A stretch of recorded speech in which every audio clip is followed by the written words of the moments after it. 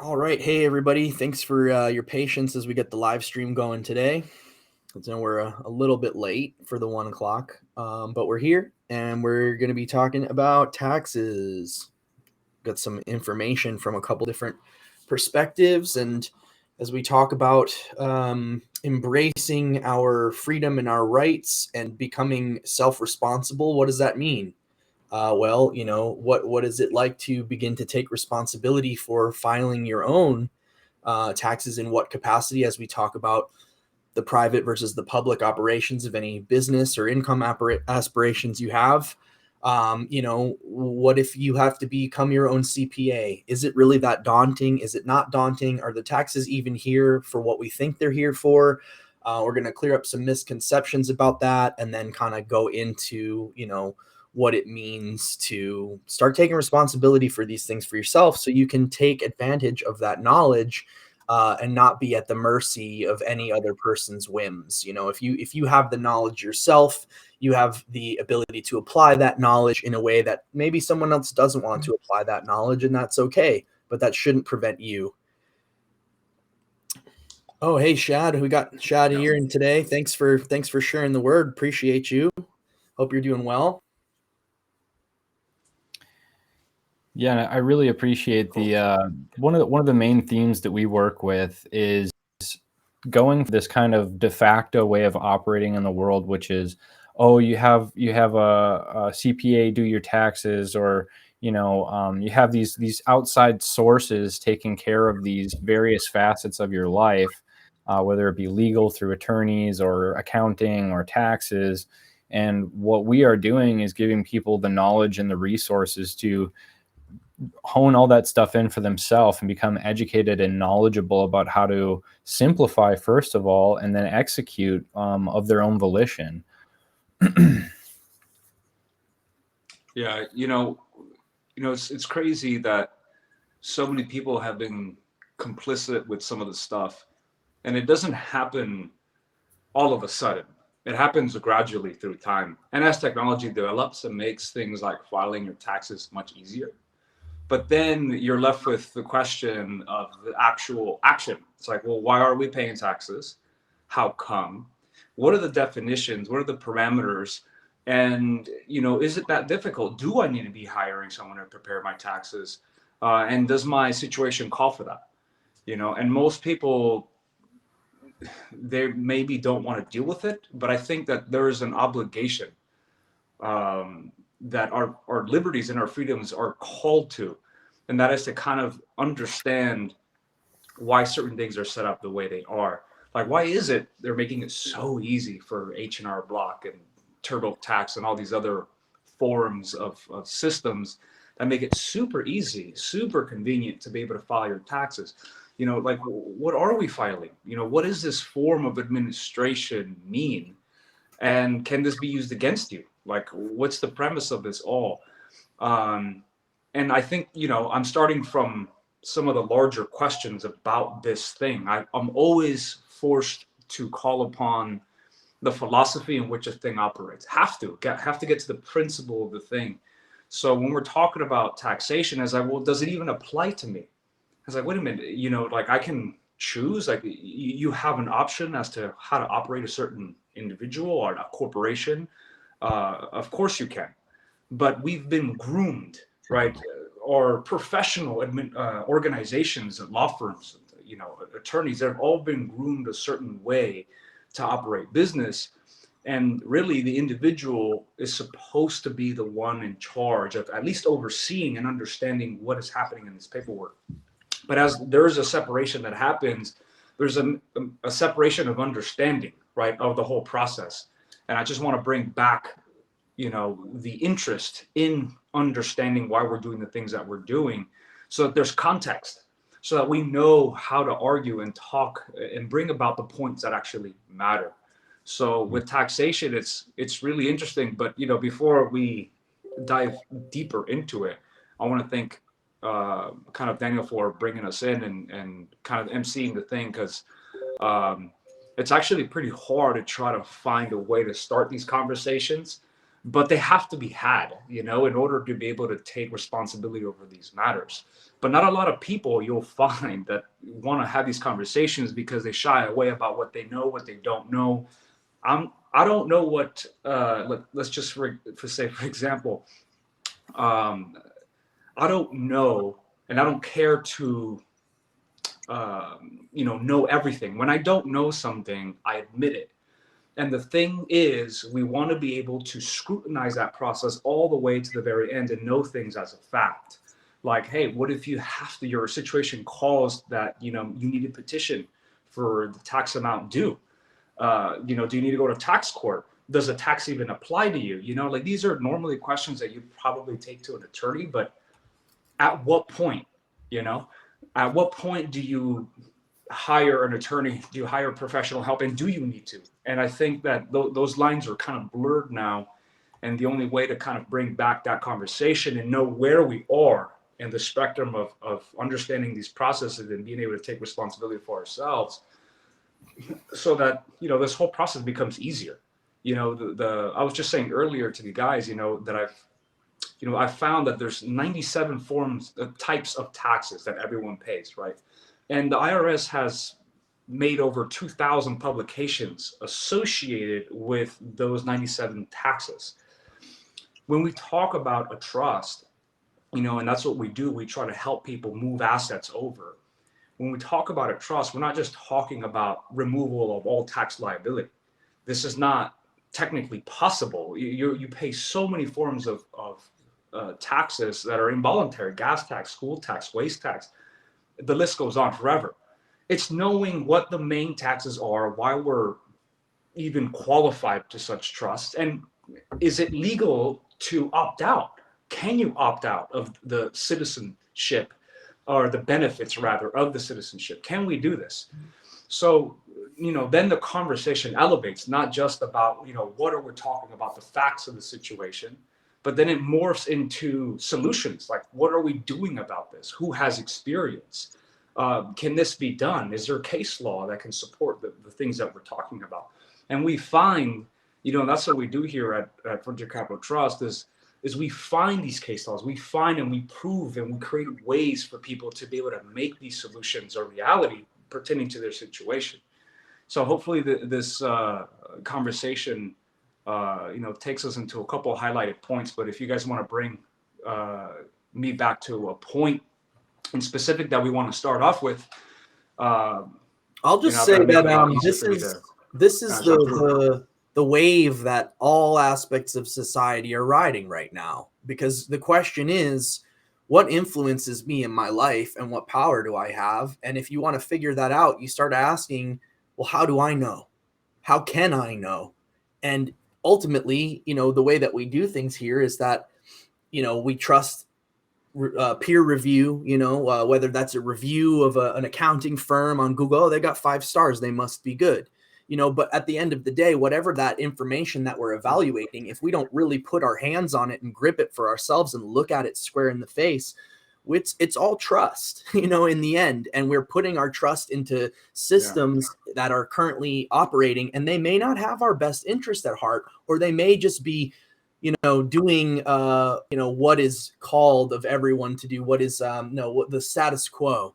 And so if there's an opportunity to exist outside that status quo, or to break the mold, or to do things in a different way, are we putting our trust into someone who's just going about business as usual, which usually ends up, oh, I just do what I'm told to do. I do what I was trained to do.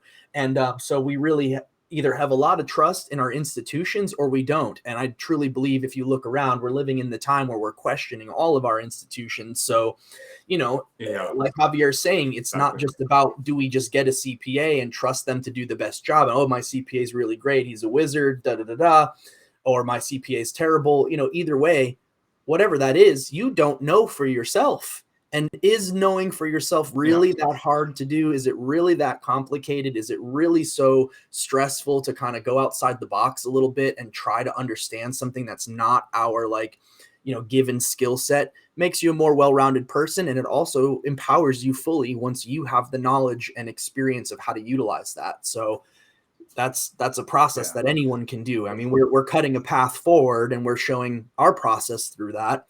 It's not to say that we're the only ones who can do that, because you can pick up a law book, you can go study case law, you can go look into the IRS tax code, pick it apart, figure out what it all means. But it's important that we do that, and we, make that process transparent and bring the information to light, so that nothing is just taken for granted as well. That's just the way we're told to do it, so do it that way or else, because that's not a really transparent and open way to exercise in a free and open society. So yeah, and just to a note on trust, and and there is always a level of trust that has to be present when you're making a transaction, you're doing an exchange of services with someone who's an attorney. Let's just say someone owes a debt, in the IRS gives them an notice, right? And they're given a time frame to respond. All of these things can be, these are all in an administrative record. And even if you have a great lawyer and a tax attorney who's going through, I'm saying you should do everything possible, not just to give the situation to him, but to read what's going on, read the motion. Because there were several mistakes that the commissioner did and abused his discretion, and the case was turned around and didn't have to pay whatever balance was due. They had failed to consider certain information, and that failure to do something shows us kind of where we are, what element of law, and we're talking about equity, because that's the only other thing that compels us to perform. And that's the same thing that kind of encompasses the whole rule of taxation. If you actually don't pay your taxes, there's a specific statute, right, that says willful failure to payment of debts. And what this is doing is making sure that it's not saying, hey, he didn't want to pay, he failed to pay. He had to respond, he didn't respond. And everything has a trigger, right? So as soon as some paperwork is administered, there's something that comes back around. And we always have to make sure that these things are taken care of properly. If they're missed, you could be losing out on a ton of money. But this just goes to show the level of accountability one should have, at least in terms of the interest of their own case. They don't have to go study other case laws and stuff like that. Leave that to the educators and the free market. But if a situation pertains to you, it's highly advisable that you go through the vein of all this information and try to get to the bottom of this stuff, and you'll find that the IRS isn't so scary. They're just an agency. That all these organizations, including the United States Corporation, LLCs, all these things, they play a different game in the world of private law that a lot of people aren't associated with or don't understand. Because at some point in our history, we've moved from common law over to the law of equity. And moving that changed the entire process in which criminals are processed, how law is processed, how law is litigated. And so that's why it's like when we start to see things are taxes, it's like, well, how does that apply to me? Right? Then we start to see information about things that we're compelled to do. Now we're talking about trust law. Now we're talking about, hey, if you don't pay your taxes, we can garnish your wages. We can do all of these things. But ultimately, do you have the facts that you can provide to, let's say, a court of appellate that can prove without a shadow of a doubt that this tax status does not belong to you? Or you can provide them a declaration of trust that shows that you've legally contracted out of their system and you don't have to pay or owe a tax to them. So these are ways that, on top of moving into a trust and starting to operate from that area, you'll be able to see an ocean of ways that you can take responsibility over your things. So if you're a person, a corporate person, you operate everything on the public books, let's say, you'll have also your private person, which would be in the form of a trustee. And so at any given moment, if you're a trustee out there now, you'll have, if you operate a common law trust, that is, you have an option to operate in the public with your corporate person, and you have an option to work in the trust private section, right? Depending on where you are in that spectrum, whether, it depends. Hey, do you have goals? Do you have investment property now? Did you sell recently a property? Is there short-term gains on certain investments, long-term gains? So many little things can be, a nuance and can affect your tax liability. That's why a lot of people kind of give up. If your situation is, you got a W-2 job or 1099 job, got a couple forms of investment, there's no excuse for you to not understand what you're doing. What do these numbers mean? What's happening administratively? And once we start to understand that filing taxes and all of that is an administrative act on record, and you're doing business with the foreign agency, the perspective completely changes. And the ball is in your court, and you get to do all sorts of things, and you get to choose the amount of liberty that you can exercise. The problem is no one knows they have these rights. They don't know that these things are legal, right? It's the same thing as the mandates and requirements and all these words that mean nothing. There's no contract. These things aren't valid. But because people don't question them, like in every single law, the law, public policy is made to make it seem like you have to do it or else you go to jail. If you look at every single law that seems to be that way, it isn't. There's always an exception. They have to, or else it will be completely unconstitutional. And every single law, I had friends call me from California, yo, Javier, like things are bad out here, bro. Like everyone's, I had my friend who was working as a security, normal job. He's like, what can I do? Gave him a piece of paper, looked real quickly on the state statute passed, the bill that was passed on the mandates on masks, and sure enough, there you go. There is a tiny section that says if you do not, this type of person does not apply to you. And you're like, oh, I'm that type of person, and it's over. You give that paper, and someone's going to have to sign it, and someone's going to be liable. It's just not going to be you. So all of these ways, it becomes an extraordinary ocean of possibilities that open up once you start to see what the potential of you as a sovereign citizen, state citizen, as a trustee versus a federal citizen with relative rights, with the potential of basically losing everything, via creditors, via the IRS, via third parties that want to tax your services. I say, with Frontier Capital Trust, all funds are better handled within each other. Look at some of the stuff, and I'm gonna refer to Matt on this so he can give his input of some of the information he's found, right, about the invalidity of taxation. And in that, what are the profits doing? Do we have any evidence that this flow of money is even is even doing what is being proposed it's doing? And we found that it isn't, right? So what does that mean about the effectiveness of them handling or managing our tax money? It's terrible. So we have to take it back to the private sector, and individuals, entrepreneurs themselves, with charitable organizations, with a charitable cause, can be able to do much more good in the private sector through charitable organizations and trusts, rather than leaving it to some foreign bureaucracy that is promising for things to get better and never eventually do. Yeah. So I think this issue kind of was brought up for me because one of the major hurdles people run into when they hear about this is the idea that it's somehow immoral to not pay things like income taxes.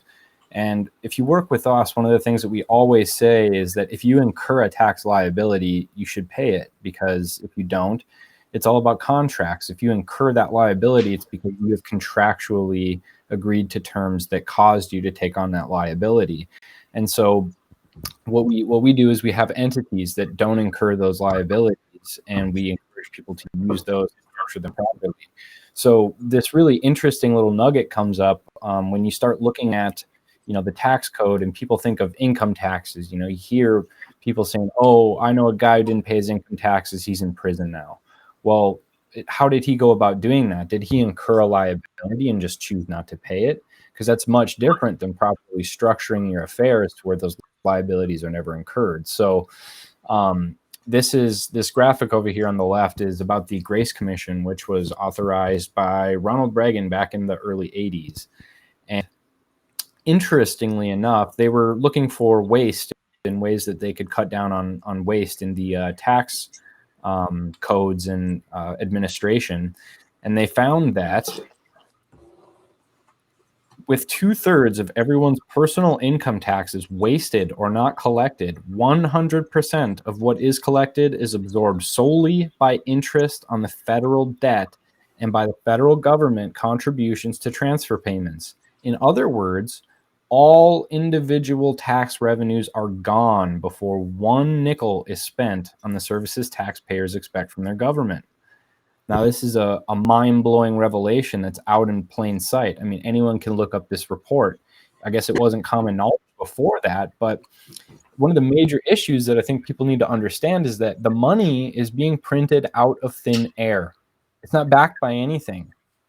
And so as this reveals, you think that you're doing your civic duty by paying income taxes, but really, if this is true, and it is obviously, the income tax is not helping people. It's not funding social programs. It's not keeping the critical infrastructure going. All it is, as this reveals, is a way to leech energy from people who are barely scraping by.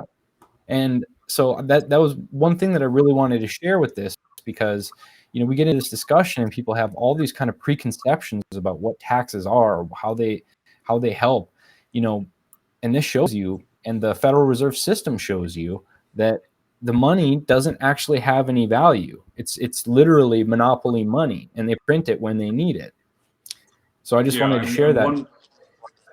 One way that they do, and thanks for that, Matt, because one thing they wanted to do was, because a lot of this can be revealed in a book that was published by the Federal Reserve Bank, and that is the Modern Money Mechanics. And Modern Money Mechanics shows the entire fallacy of the banking system, in which our signatures are actually the ones that credit everything that the banks have as assets. So as soon as our signature touches a piece of paper that has a loan on it, it's $200,000. That money doesn't exist, but the banks on the credit of account add it to their list of assets to be able to use to borrow more money from the Federal Reserve. So if we're asking where that money is going, it's literally only perpetuating the system of taxpayers to continually vote people in who are going to completely control the distribution of that printing of funds for a mass array of ridiculous propositions that get passed through government and through Congress. I mean, I don't know if anybody remembers the first COVID bill, right? It was like this big. It was like thousands and thousands of pages, and they passed it in like a day. There's no way an individual went through and read any of that information seriously. I mean, maybe someone did, who gives a shit, but at some point, most of this is kind of thrown in because they're like, hey, we need a reason. So let's just come up with different reasons to be able to print money out of thin air. So, hey, and I hear a weird kind of echo. I want to make sure our audio is not messing up. Yeah, I could hear that too. That might be my microphone, guys. Sorry, let me reposition here. And speaking on that point about, not only when you sign a loan agreement or a lending agreement with a bank, not only does that money not exist and your signature creates the value on their account, but they when they get that credit onto their account, they can loan out like 10 times that amount. So it's like this Yeah. mind-blowingly like smoke and mirror system where, you know, people who run banks get to profit wildly off of this. The Federal Reserve prints money out, charges interest for that money. They're doing nothing of value. They're creating nothing of value, but they get to set these interest rates and collect interest on this money.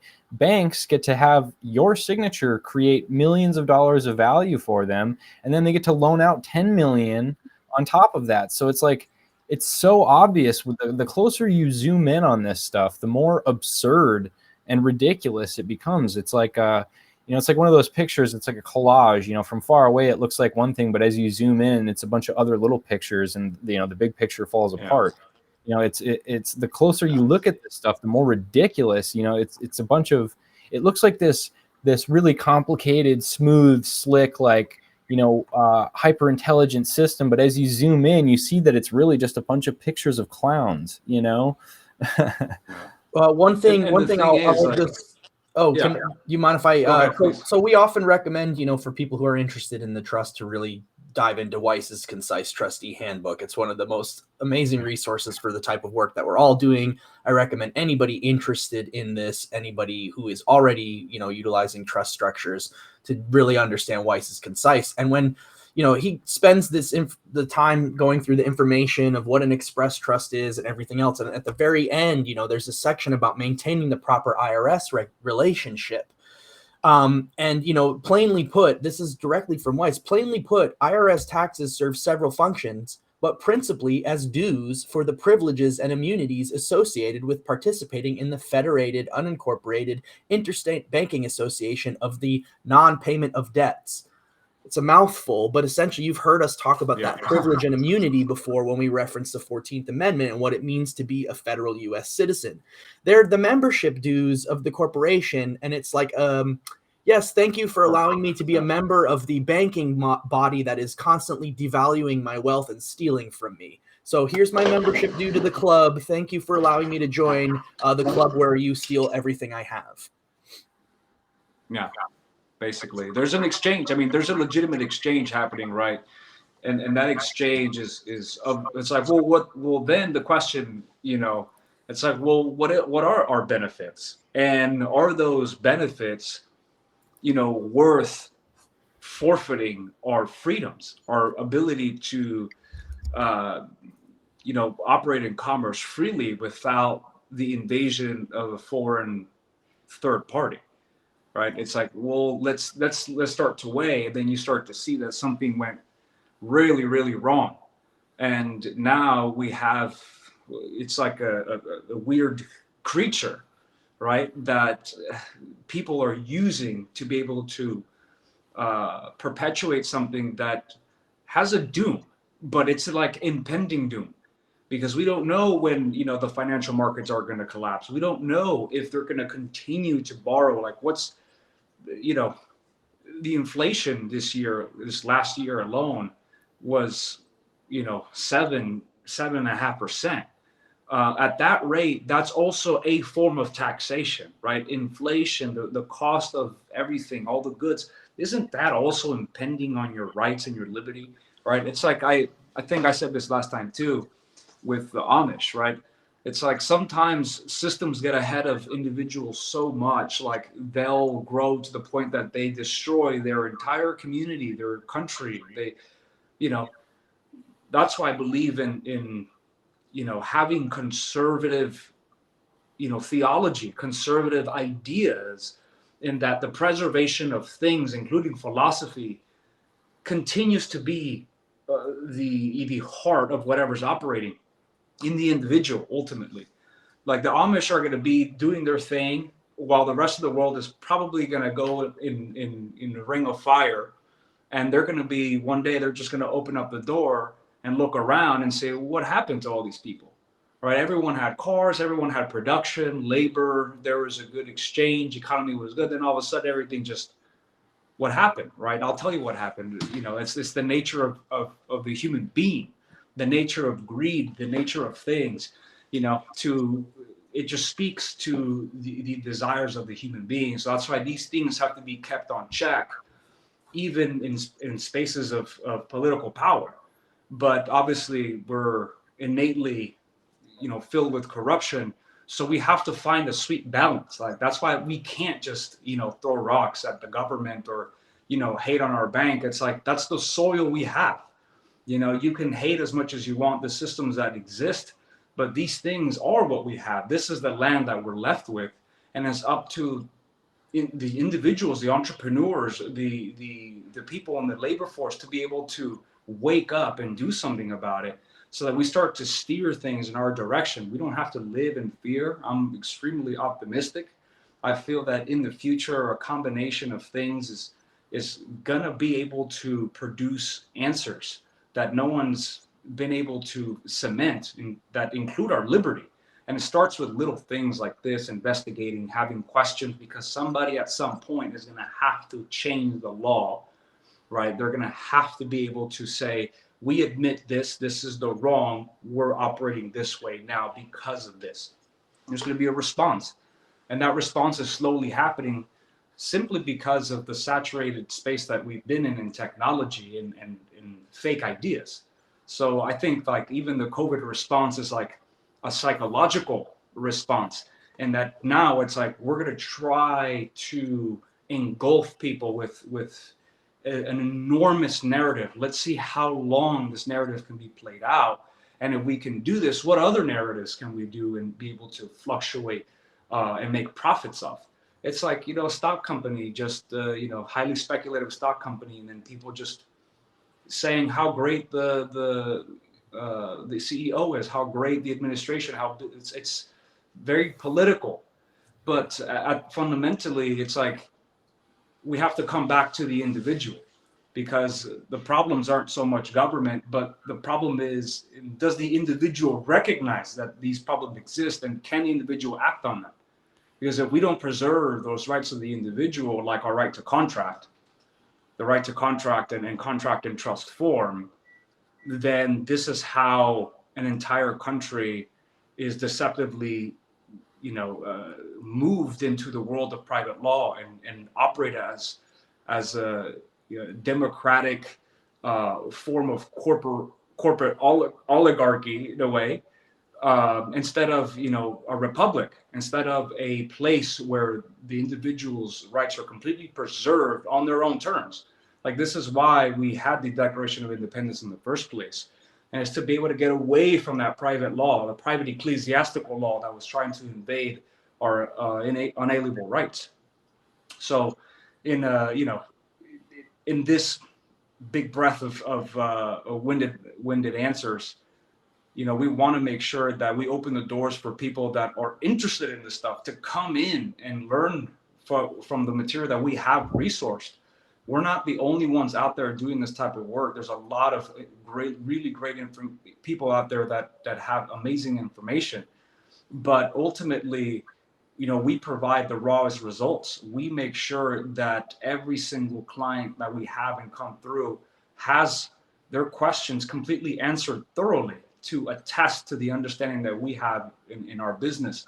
And so we want to make sure that we're here to provide those answers, to provide the world, as educators, the solutions that are needed, so they can live and do their life and their business without having anything invade or violate their rights, and be able to explore what they can do in their life with a new purpose and a new meaning, not just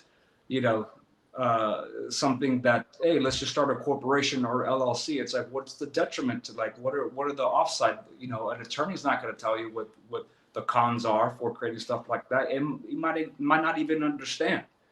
So we need more individuals coming in and becoming students of common law, common law, trust law, so that we can be able to open up doors for the future, really.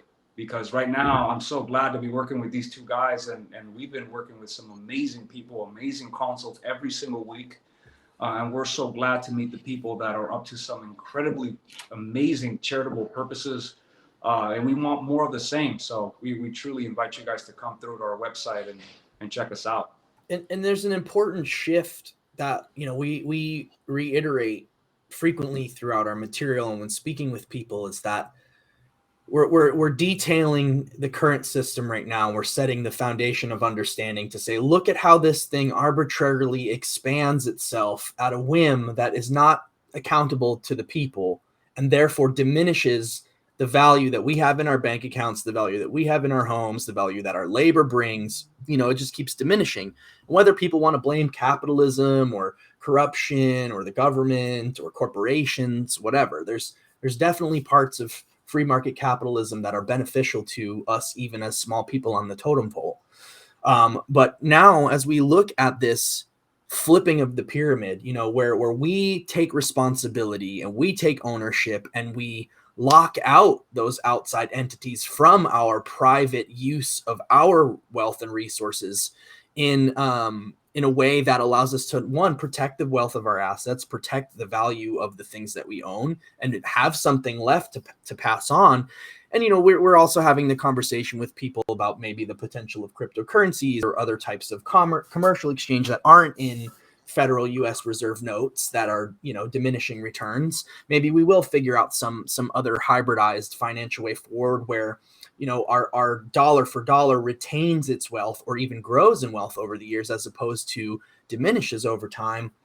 But we're translating this into not a, hyper vampiric profit system that enriches, the centralized holders who are the ones pushing the button on the money printer, and they benefit from it, to one where we are now acting as in stewardship to the benefit of others and really the big picture. Because if enough of us start doing these kind of actions, whether it's using trusts or whether it's other forms of being able to navigate the financial and legal systems to benefit, I know there are a lot of people out there in the freedom and sovereignty movements who are looking into what those centralized sources of funds, what trusts may have already been open, implied, or express, and seeking to gain resources back out of those systems, which is a whole nother can of worms. But however those resources are obtained, we'll keep them protected and private, not in a way that is enriching to an individual, but by the very nature of what a trust is, a release of that ownership, a release of that beneficial interest, and a either direct benefit to a person or one's heirs, one's children, or and large, as we say, we've been working with a lot of people who have big visions and big dreams for things that will just benefit everyone, a charitable purpose or a community group or a church group or a private community or venture or anything, really. Any sort of good work in the world that does not have to be primarily focused on obtaining profit. And so, long-winded ways of saying we're moving from a system where wealth evaporates and decreases and concentrates into the hands of a few. What if we could just turn that narrative completely upside down into where, we have a system where rather than there's diminishing returns, there's increasing returns. And it's almost hard to conceptualize because we've only lived in this system that we know. But many of us are feeling called towards, well, what if it could be different? What if we really could provide, food resources, housing resources? Eventually, at a certain point, when those material resources are, in everyone's possession, the cost of living and the requirement to earn capital just to live goes way down. And so I told someone today in one of our phone calls, it's sort of like, I feel in the future, it's like the cup that is required to fill to get our basic needs met is going to shrink down and going to become smaller and smaller until it overflows much more easily. And as the cost of living can potentially even go down, the amount of resources that are left to distribute into other things goes up. And so it really is possible that if we really understand all of these moving parts of how things are happening now, we learn an alternative and we start putting that into practice, we can really change that broader narrative of, a highly centralized, super hyper inflationary, Ponzi scheme into something that's a little bit more like actually representative of distributed wealth. So that's what we're excited to hear and be in conversations with people about. So. Yeah, and I just wanted to add there really quickly, just to end this, is because it's important to have people who have a certain standard of understanding contract law. And the reason why it's so important is because you have to know where jurisdiction lies in your contractual endeavors, whether or not you're aware of those contracts. You have to know how to operate. If we know where jurisdiction lies, we know where we can tackle an issue from. Right now, when people are operating their corporation, right, their person, they've unknowingly have opted in to an equity in a jurisdiction in which their constitutional rights are founded upon are not there anymore. So when we start to operate as a trustee using a trust, these things begin to unfold, and then we'll be able to move in to start utilizing the trust as the primary vehicle to separate and discriminate that jurisdiction as you're moving into whatever business and ventures or family legacy you want to create. Yeah, it's a really beautiful frontier that we are finding ourselves on. And Sarah, thank you for the nice comment. Said that she received her COVID loan and put most of it in her trust and gave us a glowing endorsement of definitely worth your time and investment. And yeah, that's great news. We like to hear that. Maybe in our next scholarship course call, we'll go over some ways that you can protect and maybe even build some of that wealth now that you've got it. So if also, of course, this is a Q&A. So if there's anybody watching that has any questions at all, we'd love to field any of those as always. So just wanted to put that out there. Yeah, and then anybody listening, comment down questions you guys have about whatever that we talked about today, about tax liability, about business entities, about 14th Amendment citizenship, about trust law, about jurisdiction, any of those things, or whatever questions you guys have. If you have more of a pressing issue pertaining to your personal situation, like go to our email, contact@frontiercapitaltrust.com, and then post your questions there, and then we'll be able to help you out somewhat, and then see if we can get you in and get a consult, because we want people to make those decisions. And the way that we do this is we offer consults so that you come in and you know where you're at, and we perform a way to strategize upon now it's a big decision. You're moving in and you're wanting to use a trust. Where are you now, and how do we move into those operations? Yeah. Sarah says, I'm planning on donating some of that back to y'all, and that's very sweet of you. We never expect anything like that, but of course, anything that can be put towards the cause. We like to help as many people as possible gain access to this, which involves during our scholarship courses, we'll generally sponsor a couple of people completely and offer extremely reduced rates to everybody else. So it's really beautiful that you want to pay it forward in that way. So we appreciate that. I'm really feeling like what's coming up for me with all this information is really just thinking about that shift in relationship to money and wealth and resources. And, I often mention on our videos that, what's really coming up for a lot of people is the equity thing, righting the wrongs, making sure that everybody's got their fair share. And how do we equitably distribute the wealth that is available in this country so it's not concentrated in the hands of very few people with a specific agenda? And, a lot of people get caught up in various aspects of social movement or politics to try and use their ability, their privilege to vote as a 14th Amendment citizen to try to ask a different representative to make a change. And then there's obviously also direct action. We're not out in the streets sharing this information or attempting to, physically force some sort of change, but we are directly applying this in our own life to where, we have a different relationship to money now. And imagine if at some point it's not just Frontier Capital or those who are working with us who have set up an equitable, charitable model to where, yes, if you are on hard times, does that mean that you are not willing and able and have the potential to really utilize this. Like, I look forward to seeing what Sarah does with this material as one of those recipients of our scholarships. And, she may, with this information and knowledge, blow her financial goals through the roof and generate a level of abundance that she did not think was possible before, and manage it in a totally different way. Now, instead of, like we say often with this, tax information, instead of just paying off the national debt, which we never consented to anyone printing more money or borrowing more money. We never approved of this whatsoever. We never said, hey, we want to see our currency devalued. So instead of thinking that we're paying for the roads or the schools or anything else that we would normally attribute that taxable income for, Sarah can go out and do something like that, or she can provide access to her skills and services to those who need that hand up. And she can justify that with the other people. She says, hey, I do charge a premium for you. You're in an income range that you really can afford to pay it forward. And so you see how my model is. I'm distributing equity. I'm distributing charity.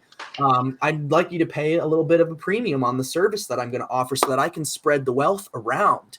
And then as we lift each other up in that way, it doesn't take much to get back to a place where you can keep your head above water and then start working towards something. The one thing that I think a lot of us who live in this country and see its potential for wealth generation really appreciate about the current system is that you can be someone who starts with nothing. And if you have an entrepreneurial spirit and you're willing to work hard and invest in yourself, you can grow that rather quickly. So, if we can just get people's head above water, take that extra percentage that they're being taxed and allow them to keep that in some way that benefits them and allows them to grow it, then how amazing would it be to have every service you could possibly think of be on that sliding scale, and not a sliding scale that forces the practitioner or the owner of the business to go bankrupt in 6 months and have to close shop because everybody came to get their freebies and then disappeared. But a level of charity that is sustainable for all time, so that if you fall on hard times for whatever reason, that creates the social safety net and you can still go and get a haircut, or go and find lodging, or go and find help with your taxes, or a massage, or whatever aspect of it is. Because we're all already doing this anyway, but there's sort of a stranglehold on, how do the charities get the money from the grants, and everybody's being squeezed for as much taxes as they can, so they're not really feeling as charitable as maybe they would if they had that extra 20 to 30% of their income still. So as we begin to shift this culturally and in numbers, we will be able to create that, social program, social safety net, sliding scale, charity, and really get people taken care of so that they can succeed and they can pass it forward. So we're really, really contributing to this idea of paying it forward, and that's going to continue to build momentum until it becomes easy and effortless. So that's what I'm really seeing. We have to see where the strangleholds of the current system are right now and how we can sort of transition through our own direct action without asking anybody else for permission, using our own rights and liberties, our own power to create, our own documentation, and move forward with that. Agreed. Yeah, I like that vision of, when we're operating this way, where we have that kind of sliding scale, like you said, if everybody did that, it creates this economy where, like you said, if you fall in hard times, there's all these services available to you at a lower rate. And, if you're doing really well, why wouldn't you want to spread that around a little bit? And that becomes another form of charity as well. It's like, usually the service costs $500. I'm going to give you $600 because I got more money than I know what to do with. And I know that extra $100 is going to help somebody else further down the line. It's a really beautiful vision. And I think, it's kind of like cracking the code of this whole, system that we're in now, where a charity, like, you go to the grocery store and they ask if you want to add $1 to your bill, and you look at it and it's like, what soulless corporation is this? How am I ever going to know if this money is helping anybody?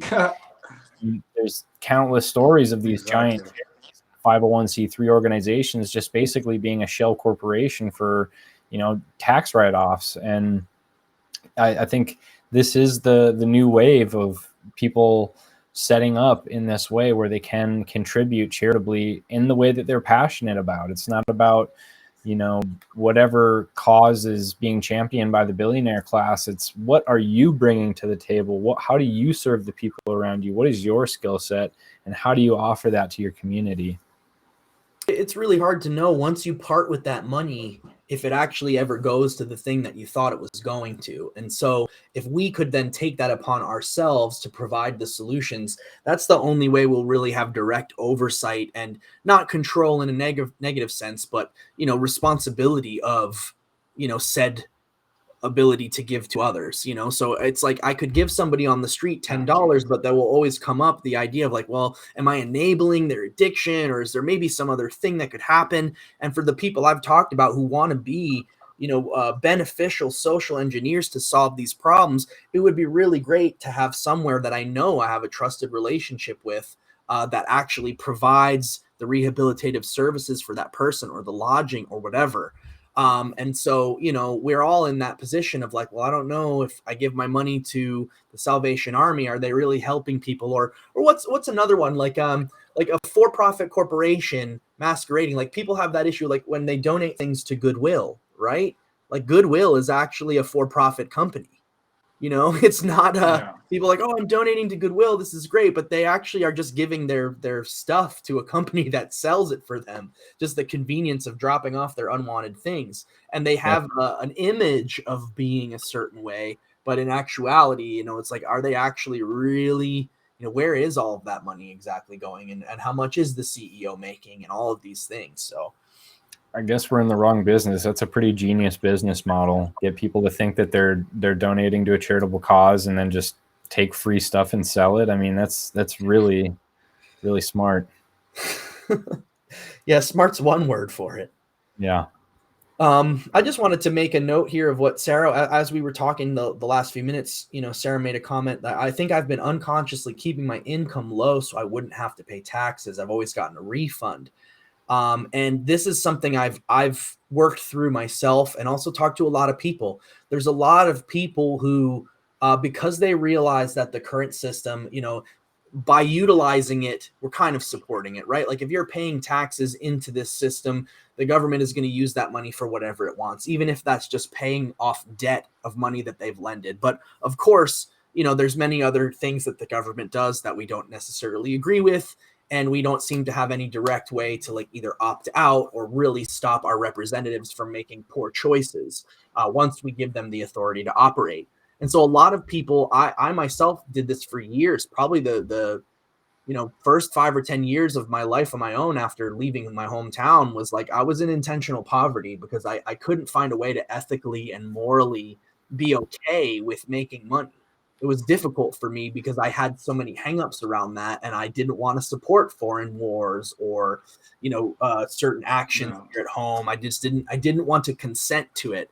And once I realized over time that I could, generate wealth in a private capacity and not have to be in that contract, that really opened things up for me. And I felt okay because I knew of my own self that if I made, the abundance and the millions of dollars that I would dream of, what I would do with that would be ultimately beneficial to myself and other people, and not only myself. I would build something with that. I would, put structure into place that would benefit other people.